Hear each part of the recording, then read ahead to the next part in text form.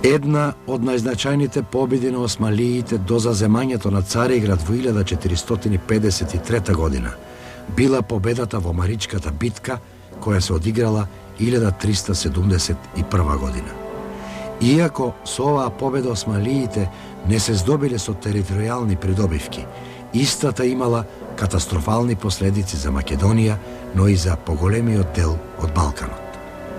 Поразот на браќата Волкашин и Углеша во оваа битка бил искористен од страна на синот на византискиот цар Јован Петти Палеолог, солунскиот деспот Мануил.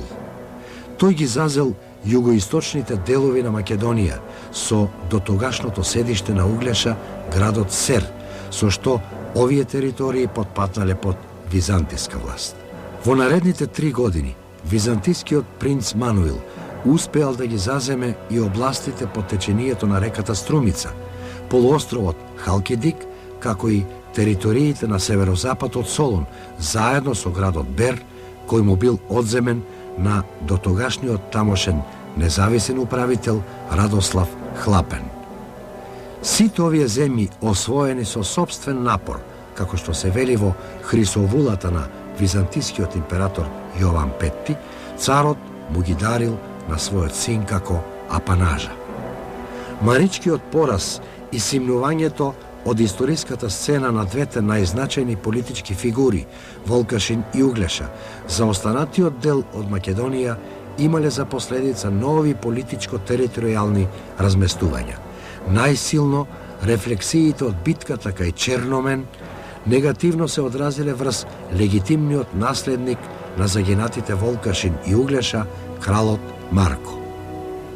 Првиот изворен спомен за најстариот Волкашинов син, Марко, роден околу 1335-та, умира во 1395-та, потекнува од средината на 50-тите години на 14-тиот век, а следниот е од 60-тите години на истото столетие. Потоа, за 70-тите години не постои современо сведоштво за Марко, но се смета дека во тој период управувал во Пелагонија со седиште во Прилеп. Првите вести за Марко се забележани во еден надпис во Дреновската црква во областа Раец, источно од Прилеп. Надписот се наоѓа над јужниот влез во црквата на надворешната страна, околу фреската на Свети Архангел. Во него се говори за низиното фреско живописување од зографот Димитар во 1356 година. За време на државата на Николај Марко по смртта на светородниот цар Стефан. Во почетокот на 7-та деценија на 14-тиот век, под влијание на татко му Волкашин, Марко предводел пратеништво во Дубровник со цел мировни преговори. Дубровчаните забележале дека Марко располагал со свој сребрен паричен депозит, Аргентум Суум. Надлежностите на Марко на север се протегали во Косово. Марко кон крајот на 60-тите години на 14-тиот век известно време престојувал во Јужно Косово, каде одседнал во Призрен. Неговото тамошно присуство е во врска со подготвувањето поход на Волкашин и Углеша против српските феудалци. По одиграната битка на Косово поле и победата на браќата од Македонија, Марко останал уште извесен период на Косово. Неговата примарна цел била заштита на северните територии, како и подготовка на нов поход сега против српскиот жупан Никола Алтомановиќ. Во тоа време Марко добил кралска титула. При Марковиот престој во Призрен, со негова волја и откуп, била изградена и живописана околната црква Света Недела во 6879 година.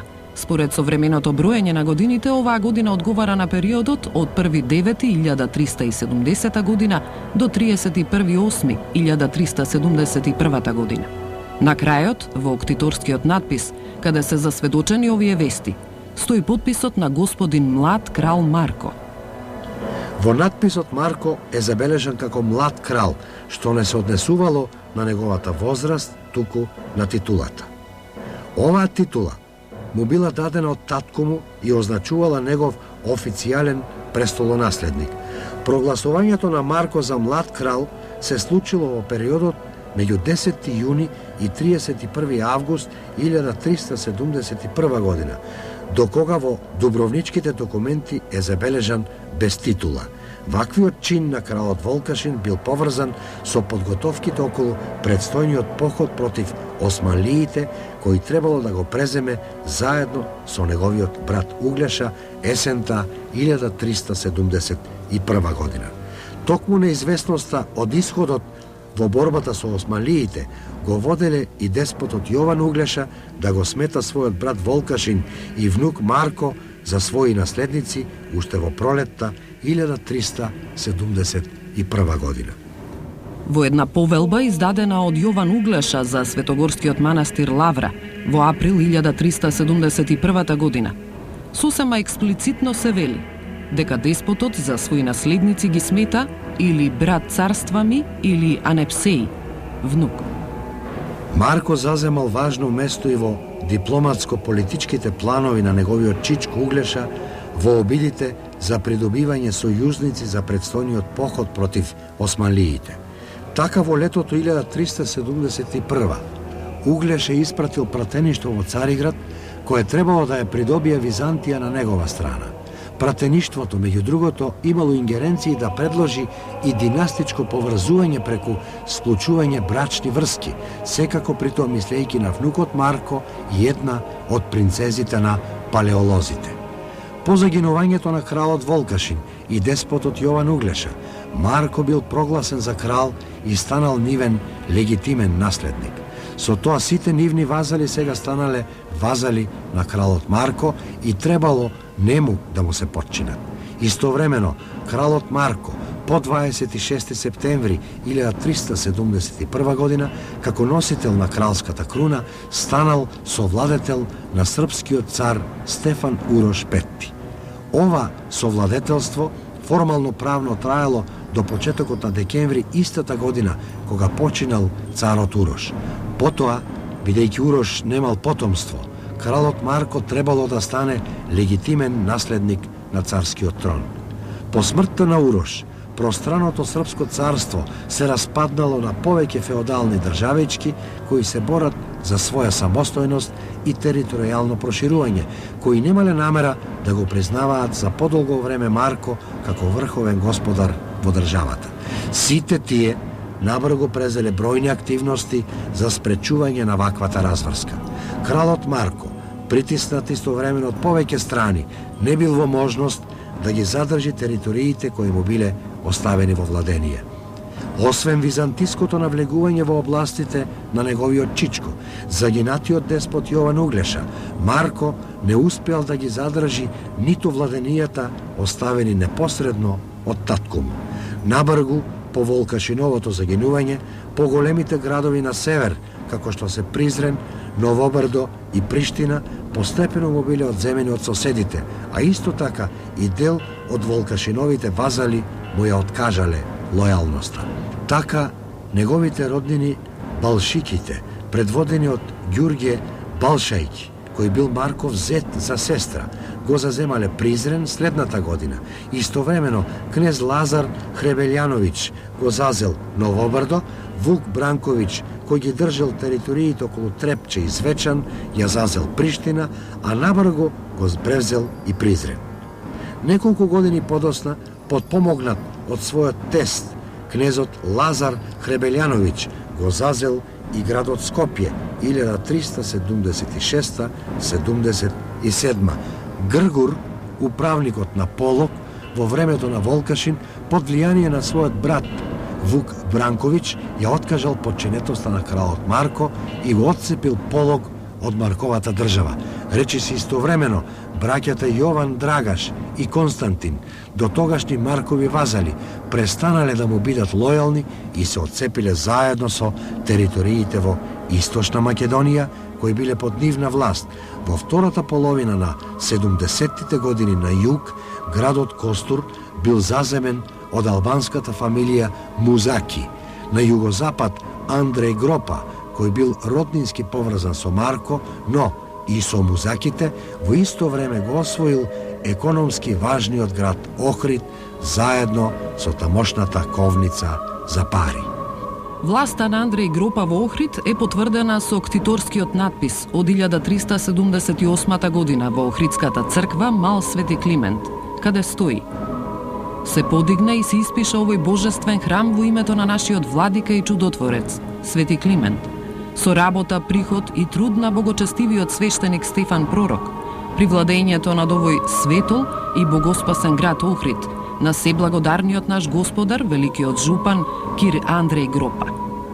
Жупанот Андреј Гропа ковел и сопствени монети, од кои денес се зачувани 26 примероци. На тој начин, за моште кратко време, државата на кралот Марко значително се намалила. Границата на Марковата држава на исток одела помеѓу Дреновската клисура и областа Раец. На север ги вклучувала јужните делови на Скопската котлина со Маркова река и кањонот Матка, на запад ги опфаќала Порече, Кичевијата до Дебар, како и Демирхисар. На југ ја вклучувала Преспа, од каде се простирале териториите со кои до средината на 70-тите години управувал Марковиот тест Радослав Хлапен. Така кралот Марко до крајот на 70-тите години владеел територии само во Западна Македонија со седиште во Прилеп. Но Марко и понатаму останал единствениот благородник на територијата на некогашната српска држава кој носел титула крал. Сепак, феудалците соседи на Марко, како во Македонија, така и оние во Србија, но и во подалечното соседство, воопшто не помислувале да се однесуваат кон него како кон врховен господар, а уште помалку да го вбројат како наследник на владетелите од српската Немањичка династија.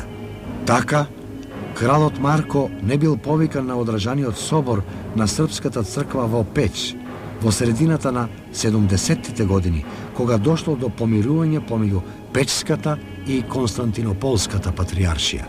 Соборот, раководен од Печскиот патријарх Спиридон 1379-1389, бил свикан на иницијатива на кнезот Лазар Хребелјановиќ, кого Српската црква го признавала за самодржавен владетел на сите срби.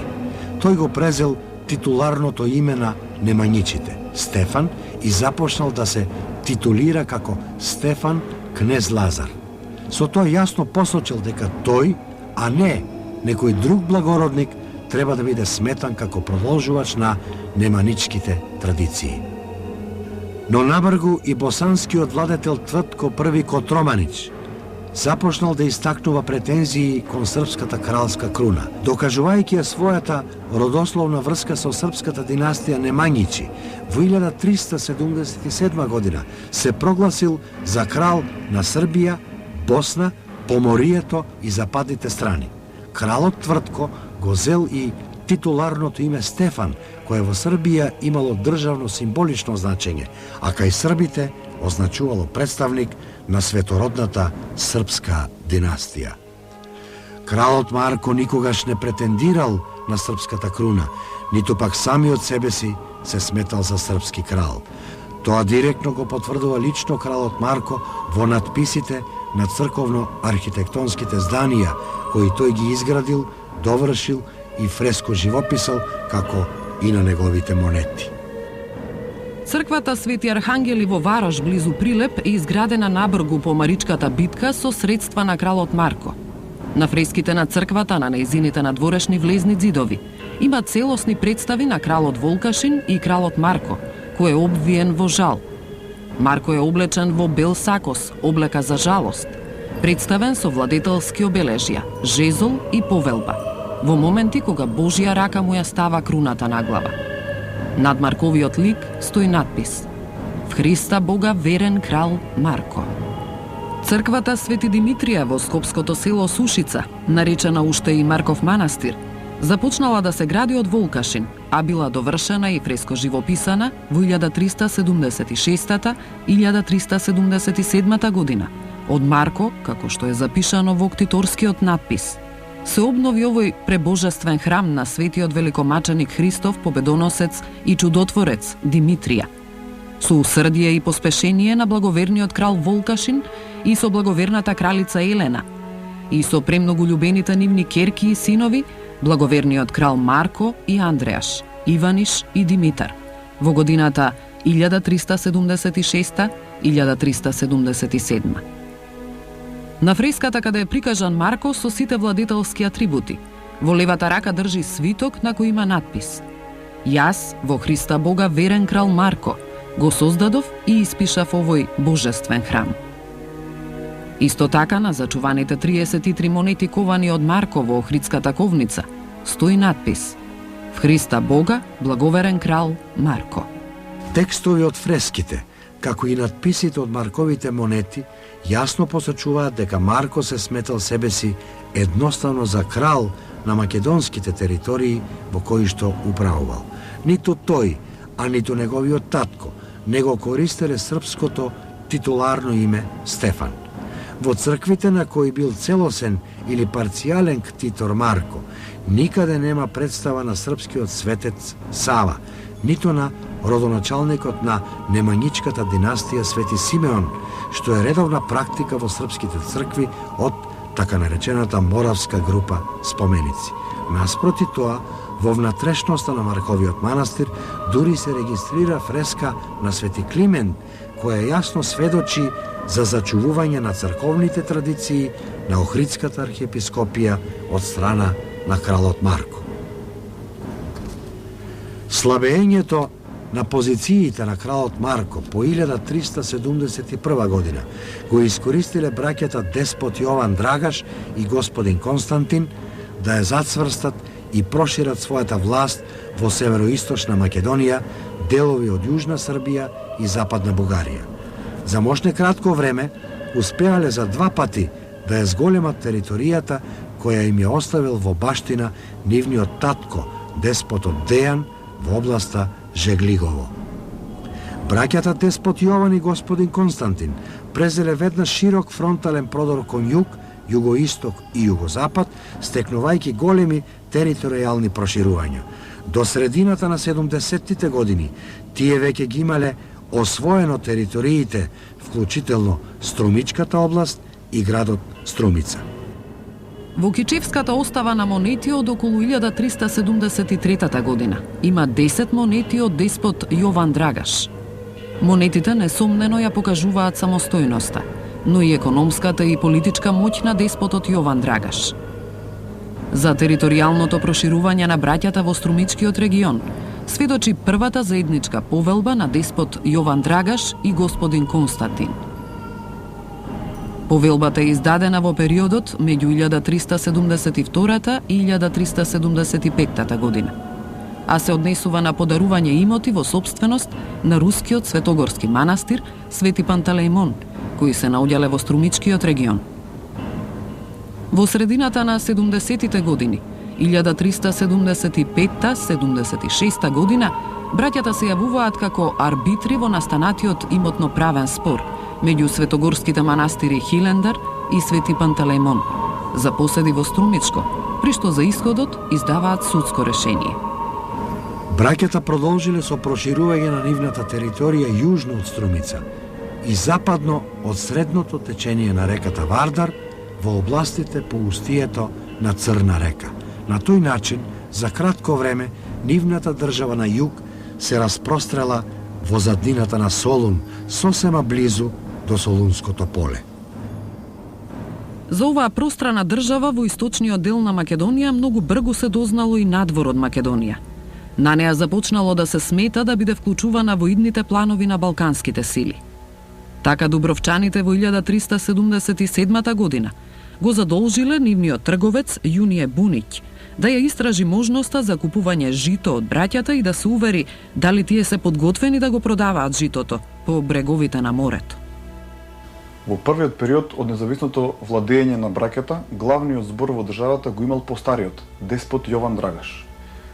Изворните известија за него се до 1378 година, кога му се губи неговата трага. Во периодот на следните години, помладиот брат господин Константин владеел со државата заедно со неговата мајка, вдовицата на деспот Дејан, Евдокија. Но од 1378 година, кога таа се замонашила под името Теодора, господин Константин владее со државата сосема самостојно. Изворите сведочат дека на територијата на Балканот по Маричката битка не постоела ниту една поголема, помоќна и воено поподготвена држава од онаа со која што управувал господин Константин. Границите на неговата просторна држава се простирале на север од Врање, на исток се простирале западно од Рила и Мелник, на југ јужно од Петрич и Дојран, а на исток ги вклучувала териториите по течењето на реката Црна, средниот тек на реката Вардар и источно од Пчиња. Двајцата браќа биле посветени христијани и помагачи на црквата. Тие имено ги поддржувале и нивните починети благородници во подарувањето на имоти на црквата. Така, например, нивниот починет благородник, челникот Станислав, во 1377 година ја изградил црквата Свети Власии, а еден друг нивни починет благородник, војводата Димитар, ја изградил црквата Вознесение, наречена Свети Спас, во 1388 година. Самиот пак господин Константин бил активен поддржувач на познатиот манастир во североисточна Македонија Свети Јоаким Осоговски. Во рамките на оваа територија, најзначајни градски центри биле градовите Штип, Струмица, Кочани, а подосна и Велбушт. А во економски поглед, тука предничало Кратово, врз основа на што, на чии рудници, браќата ја темелеле нивната економска моќ и при тоа ковале своји сопствени монети. Во услови на разединетост, расцепканост, поделеност и внатрешни воени тензии, Македонија ги дочекала османлиските мухамедански продори од 9-тата деценија на 14-тиот век. Сликовит приказ за состојбата на Балканот во времето пред неговото потпаѓање под османлиска власт дава поранешниот османлиски јаничар Константин Михајловиќ од Островица.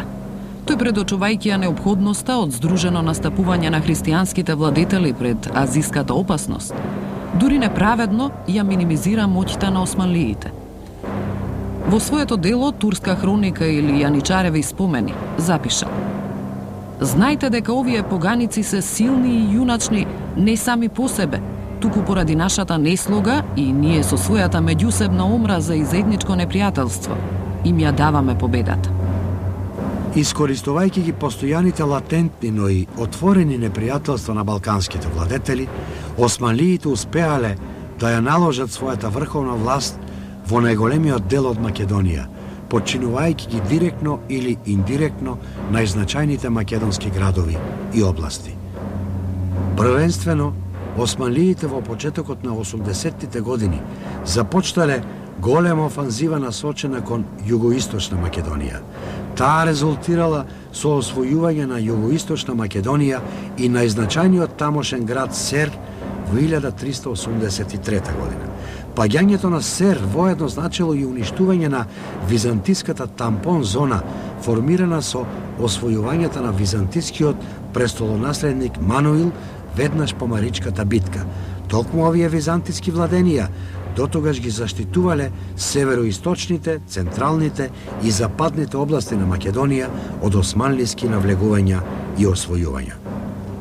Набрзо по заземањето на Сер се започнале подготовки за нов голем поход за освојување на територии западно од Вардар. Со тоа всушност започнала нова, втора фаза од османлиската офанзива во Македонија. Но претходно се пристапило кон засилување на османлиските позиции во Македонија. Како резултат на тоа, османлиите ја наметнале врховната власт врз господарот на Источна Македонија, господин Константин.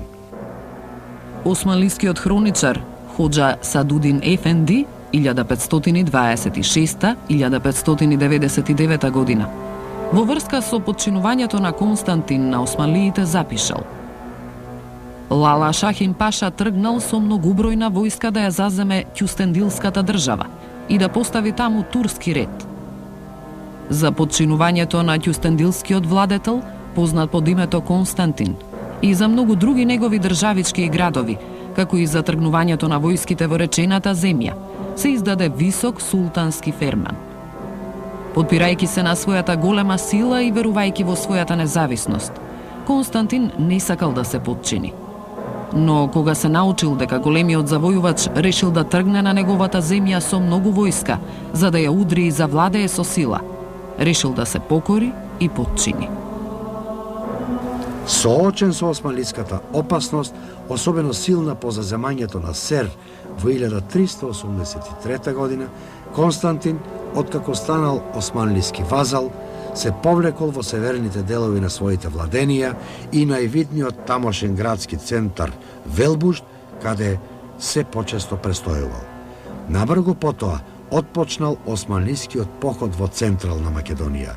Согласно османлиската традиција на војување, воените активности започнале во пролетта 1385 година. Походот го предводил лично новиот румелиски Беглербек Тимурташ паша. Османлиските сили биле насочени кон централните делови на Македонија, а оттаму кон Јужна Албанија и Јадранското приморје. Ваквата маршрута сосема јасно ги одредува целите на овој Тимурташев поход, во чија основа лежала неопходноста од воспоставување на османлиска контрола на стратешки важниот пат Вија Егнација. При тоа, најпрво се случило освојување на државата кралот Марко, односно Марково признавање на вазални односи кон султанот, веднаш потоа, минувајќи покрај Охрид, бил извршен продор во Албанија. Османлиските војски тргнале од Сер кон Пелагонија, го користеле најкусиот пат кој од Сер водел преку Дојран и Демиркапија, пошто по Вардарската магистрала излегувал на Плетвар. Оттаму навлегле од североисток во Пелагониската рамнина и без борба го покориле Прилеп. Потоа се упателе кон Битола, по чии зидини се задржале непредвидено многу време, затоа што градот давал силен отпор, но бројната османлиска војска по тешки борби успеала да го заземе градот Битола. Најподатлив меѓу османлиските хроничари за овој поход е респектабилниот Идрис Битлиси по 1520 година. Во неговото дело «Осум рајски градини», кој се однесува на Османлиското царство за време на првите 8 владетели, за овој поход е запишано. Тимурташ бек, според царска наредба и со намера да ја зајакне исламската вера, тргна во борба во споменативе краеви и со вредна војска на исламски војници, се упати да ги освои наведените градови. Најпрво се спуштил до градот Прилеп и со војската ги обседнал градските зидини. Посадата на споменатиот град поднесе разумен услов, побара мир и заштита и ги предаде градот и тврдината. Оттаму, Тимурташ со голема војска тргна на градот Манастир и овој град го опколи. Некое време помина под градот и во Дервентот, но воопшто не му успеало да го заземе. Тимурташ секој ден им префрлал и приговарал на борците поради одложувањето и одолговлекувањето во освојувањето на овој град. Додека конечно, со големо залагање и победоносен труд, не падна во мухамедански раце. Кога тврдината и градот Манастир, кој беше привлечен и убав шеќер во овој дел на Румелија, а неговата околина полна со разновидни богатства, дошле во кругот на исламот и станале подрачје на муслиманите. И кога на исламските борци им попадна огромен плен, тргна оттаму да ги освојат покрајните Шпат и Карли, или земјата на Карло. Оттаму со победоносната исламска војска се упатил кон градот Солун и краевите во неговите подрачја. Односот на османлиите кон новоосвоените градови и тврдини зависел од начинот на кој тие биле подчинети. Доколку доброволно се предале или пак по кратка борба биле освоени, тогаш биле поштедувани од плячкосувања и разрушувања. Воспротивно, согласно со шеријатското право, султанот дозволувал тродневно плячкосување на истите, а неретко и тотално разрушување на зидините. Токму таков бил случајот и со Битола при походот на османлиите во Централна Македонија во 1385 година. Херојскиот отпор на битолчани и нивното повеќенеделно храбро пркосење на жестоките налети на османлиските јуришници ги предизвикале османлиите да постапат согласно шеријатските традиции. Сосема веројатно, по освојувањето на Битола, Тимурташ издал наредба за плячкосување на градот, но и за рушење на битолските ѕидини, кои му предизвикале сериозно попречување во остварувањето на неговите натамошни намери. Разрушувањето било толку темелно, што дури ни во нашето современие не е возможно да се лоцира место на оѓањето на ѕидините. Сосема набргу, по овој успех на румелискиот Беглербек, османлиите се радувале на нови мощни значајни победи во Македонија. Ги зазеле Бер, привремено Солун, а во крајот на 1391 година и Скопје. На тој начин, во почетокот на 90-тите години на 14-тиот век, речиси цела Македонија ја признавала османлиската директна или индиректна власт. Но односот на османлиите кон нивните балкански вазали значително се променил по Косовската битка во 1389 година и загинувањето на султанот Мурат.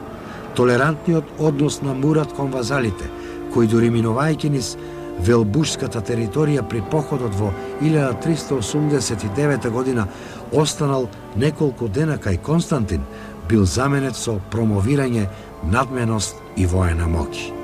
Започнало евидентно заострување на условите на сизеренство помеѓу новиот османлиски султан Бајазид и македонските христијански вазални држави. Први на удар се нашле владенијата на господин Константин, кој бил лишен од неговите најзначајни економски ресурси. Така, Кратово, за кое уште султанот Мурат знаел за богатите рудни наоѓалишта, неминовно морало да мине во рацете на османлиите. Сепак, османлиското освојување на Кратово во 1390 година, набргу по Косовската битка, не значело и целосно ликвидирање на Константиновата вазална држава. Тој продолжил и понатаму да управува со преостанатите негови владенија, уживајќи внатрешна самостојност, но и да ги исполнува вазалните обврски кон султанот Бајазид. Новата заострена османлиска политика кон христијанските вазали истовремено предизвикала подсврсти контакти меѓу самите нив. Во такви услови, во почетокот на 90-тите години, угледниот владетел од Источна Македонија Константин договорил брак за својата ќерка Елена со актуелниот византиски император Мануил II Палеолог 1391-1425. Преку овој брак и машките наследници кои ќе произлезат од него, владетелите од Македонија ќе бидат вклучени во византиската царска круна. Така синовите од царицата Елена, ќерката на господин Константин, ќе бидат последните византиски цареви до заземањето на Константинопол од османлиите во 1453 година. Последниот византиски цар Константин 11, дури гордо ќе се нарекува Драгаш, нескриено истакнувајќи го со тоа своето потекло од Источна Македонија. Мајката на последниот византиски цар Елена, со монашко име Ипомина, се упокоила по смртта на нејзиниот син Константин 11. Починала во 1456 година на Пелопонес, каде се била повлекла по смртта на нејзиниот сопруг. Учениот византиец Георги Плитон по повод смртта на Елена Ипомина составил посмртна реч во која истакнал дека таткото на царицата бил господар на земјите околу реката Аксии и тој бил најхрабар и справедлив меѓу луѓето и најверен кон своите пријатели. Лозата на господин Константин ќе продолжи да биде сметана за мощна угледна во наредните столетија и надвор од балканските граници. Потомците од Константиновото генеалошко стебло по женска линија со династички бракови ќе бидат вклучени и во руската владетелска династија во 16-тиот век. На тој начин сината крв од Источна Македонија ќе потече и во вените на московските велики кнезови, а подосна серуски цареви, кои владеејќи во така наречениот Трет Рим се сметале себеси за продолжувачи и врховни заштитници на источните христијански традиции.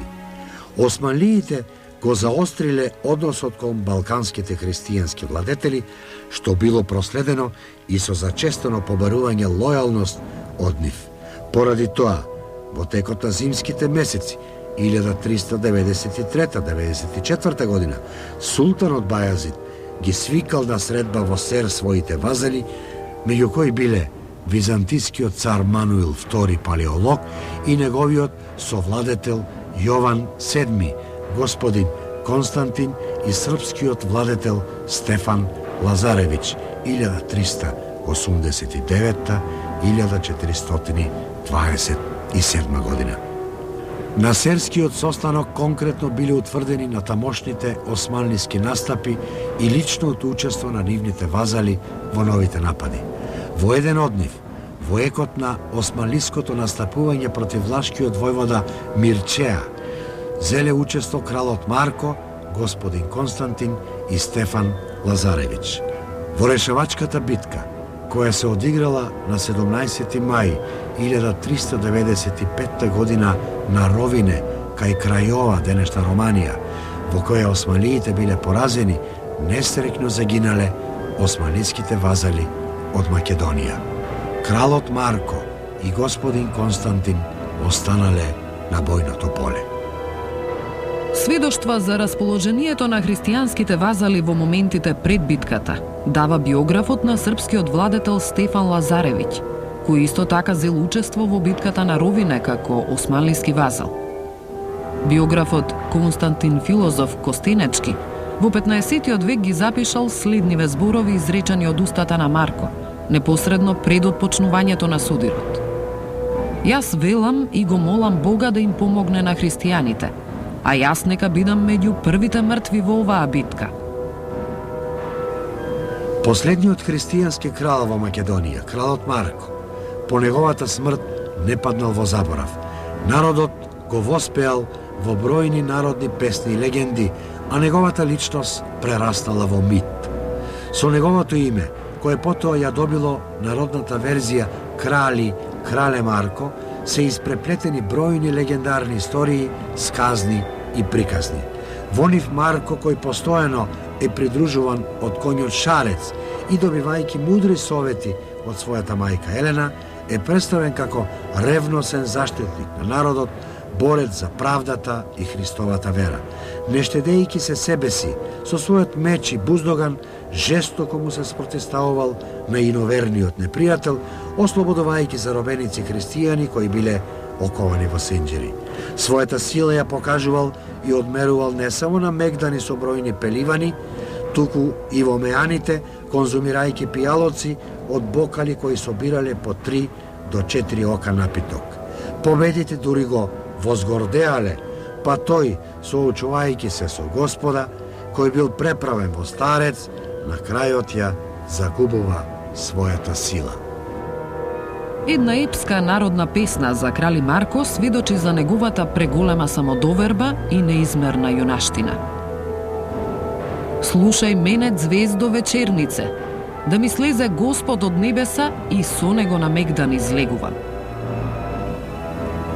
Кралот Марко имал тројца помлади браќа: Андреаш, Иваниш и Дмитар Митраш.